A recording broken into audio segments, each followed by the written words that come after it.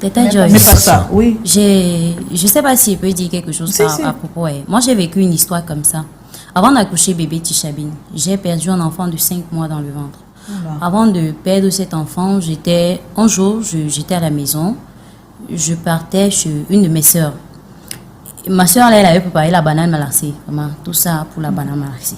J'étais sortie de la maison, je pars, j'arrive sur la moto, je constate que je suis en train de saigner. Oui. Je dis, mais pourquoi je sens comme si je suis mouillée. Je contrôle, dès que j'arrive là-bas, je vais aux toilettes. Quand j'essaye d'essuyer, je vois le sang. Je cours rapidement à la maison encore, je prends le carnet et je me redirige à l'hôpital. J'étais arrivée à l'hôpital autour de 15h30, 16h.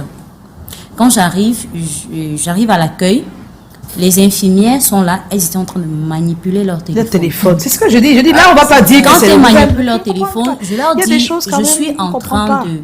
je suis enceinte. Elle court, il y a une autre qui était enceinte, elle m'avait vue avant. Elle m'avait vu le jour que j'étais venue pour la visite. Et elle avait vu mon carnet.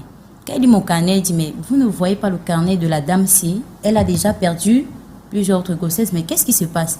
Elle court, elle va chercher la major des salles d'accouchement. Oui. Quand la major arrive, elle m'appelle, je arrive vers elle, elle me dit, ma fille, tu sais, franchement, si l'enfant là c'est pour toi, ça sera pour toi. Voilà. Si l'enfant là, je dis, elle n'a pas pris soin de moi. C'est ça en fait. J'étais là, j'étais en train de saigner. C'est un problème sur un autre. Il y a le gros problème du matériel et puis il y a le problème de l'humain. Des infirmières. L'humain, on comprend pas. Quand j'ai mis la claque sur son visage, elle a compris que j'étais très sérieuse.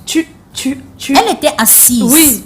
Elle était assise. Oui. Elle me regardait, elle ne faisait que continuer à me donner ses conseils. J'ai mis la claque sur son visage. Et qu'est-ce qui s'est passé? Elle s'est levée rapidement. Elle a compris qu'il fallait s'occuper de moi. Vous imaginez ça?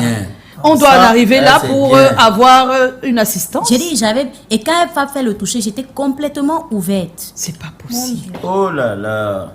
Quand le gynécologue qui me suivait, il était en salle de chirurgie. Quand il est arrivé, il me dit, mais comment vous ne m'avez pas appelé pour me dire que la dame c'était là? C'est là, c'est ça. Et il y a beaucoup de cas comme ça. Et subitement, on m'a interné. Voilà.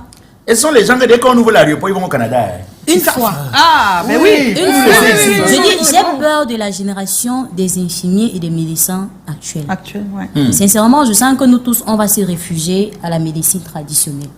C'est terrible ce qui se passe. Parce que ce que les infirmiers... Que oui, on veut toujours en... Même quand on vient, quand il faut encore... où on peut, à des moments où la solution peut être trouvée, ils n'interviennent pas facilement.